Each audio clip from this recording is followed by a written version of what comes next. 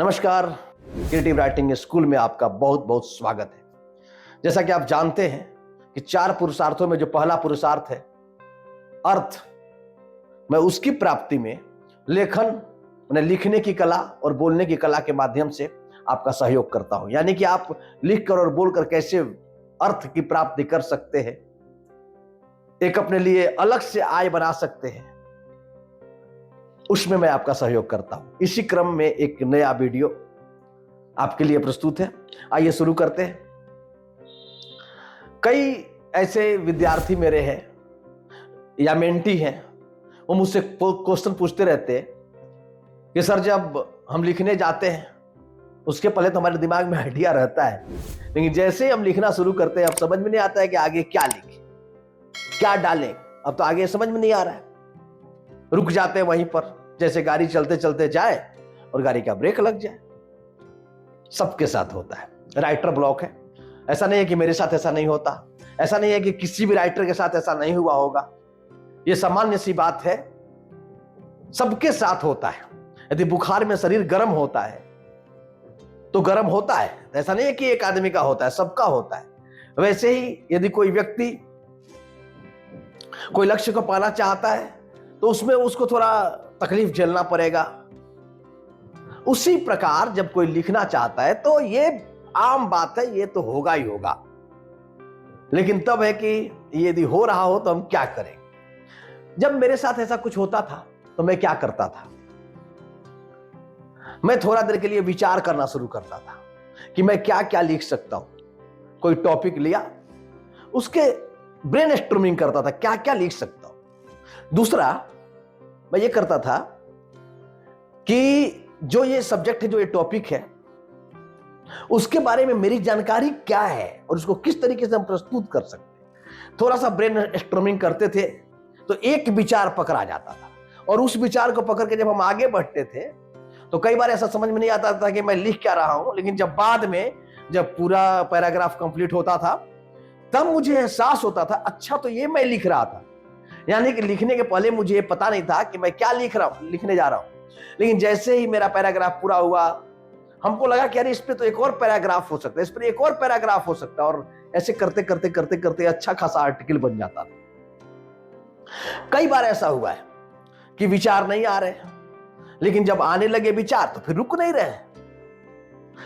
अब इस परिस्थिति में जब विचार नहीं आए तो मैं क्या करता था कि थोड़ा टहलता था, थोड़ा ब्रेन स्टॉर्मिंग करता था, थोड़ा एंजॉय करता था, और सबसे जो बड़ा काम करता था, मैं किताबें पढ़ता था।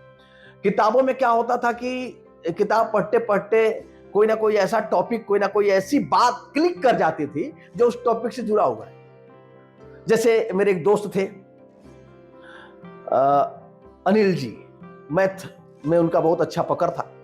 जब कोई सवाल फंस जाता था तो पता है क्या करते थे, वो चाय पीते थे, चाय वाले की दुकान पे जाके गप करते थे, और कुछ देर बाद लौट के आते थे और फटाफट बैठ के एकदम हल कर देते थे। कई कई बार तो क्या हुआ कि वो सो जाते थे, नींद में सोए रहते थे, मतलब रात को सो गए और रात को 2 बजे उठ के वो क्वेश्चन का हल कर रहे। उनसे मैंने ये आइडिया लिया कि यदि विचार नहीं आ रहे हैं तो थोड़ा ब्रेन स्टॉर्मिंग करेंगे, थोड़ा सा घूमे फिरेंगे, थोड़ा सा सोचे विचारेंगे, गहराई में उतरेंगे, दिमाग के अंदर जाएंगे और किताब पढ़ेंगे, और आप देखेंगे कि आइडिया आपके दिमाग में आना शुरू हो जाएगा। और इस तरीके का मैंने कई बार महसूस किया। और हाँ, हरदम एक चीज मुझे लगा है, आइडिया नहीं आ रहा है ना, इसका मतलब कुछ खास आने वाला है, कुछ अद्भुत सा आने वाला है, कुछ गजब सा आने वाला है। तो उस टॉपिक पे ऐसा आ जाता है। मैंने कई अपने विद्यार्थियों को भी ऐसा प्रैक्टिस करवाया है। और सबसे बड़ी बात कि उस बिंदु पे थोड़ा रिसर्च और थोड़ा अध्ययन करने से लाभ होता है। आइडिया ना आए तो परेशान होने की जरूरत नहीं है, थोड़ा ब्रेनस्टॉर्मिंग करिए, 1-2 किताबें पढ़िए, उस बिंदु पे थोड़ा सा वीडियो देख सकते हैं, थोड़ा गूगल कर सकते हैं, थोड़ा चैट जीपीटी का सहयोग ले सकते हैं।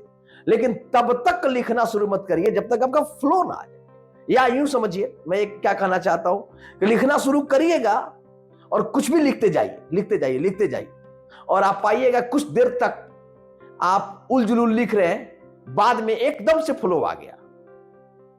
मतलब यह हुआ ना कि आइडिया ना आए तो वेट करना है, नहीं, आइडिया ना आए तो वेट भी करना है और लिखना शुरू भी करना है।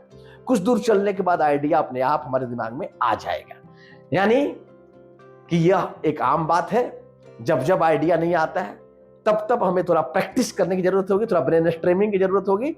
लेकिन यदि आप लिखना शुरू कर देंगे, 2-4 लाइन, 10 लाइन, 20 लाइन, एक पैराग्राफ, हो सकता है एक पेज आपका गड़बड़ हो, लेकिन आगे आप एकदम ऑन द ट्रैक आ जाते हैं। क्या फर्क पड़ता है, 200-400, 500 शब्द हमें काट कर निकालना भी पड़ेगा तो निकाल देंगे, वो तो एडिटिंग में हो जाता। इस तरीके से आप लिखना जारी रखें। और हाँ, एक बात और, यदि आप किताब लिख रहे हैं और किसी भी तरह के सहयोग की जरूरत है तो मैं फ्री में प्रत्येक सप्ताह 1.5 घंटा आपके सहयोग के लिए ऑनलाइन आता हूं। आप इस चैनल को सब्सक्राइब कर सकते हैं और नीचे मेरे वेबिनार का लिंक दिया गया है, उसको सब्सक्राइब कर लीजिए, ज्वाइन कर लीजिए। हर सप्ताह में एक दिन 1.5 घंटा एकदम फ्री मैं बहुत सी बातें बताता हूं आपके लिए। तो मेरे क्रिएटिव राइटिंग स्कूल में आप आ सकते हैं, जुड़ सकते हैं, मिल सकते हैं, सीख सकते हैं, बात कर सकते हैं और लिख डालिए। लिखो इंडिया, बोलो इंडिया और अपने दिल के सारे राज खोलो इंडिया। मिलते हैं दूसरे वीडियो में आपसे, तब तक के लिए धन्यवाद। सब्सक्राइब कर सकते हैं, कर दीजिएगा। मिलते हैं, थैंक यू।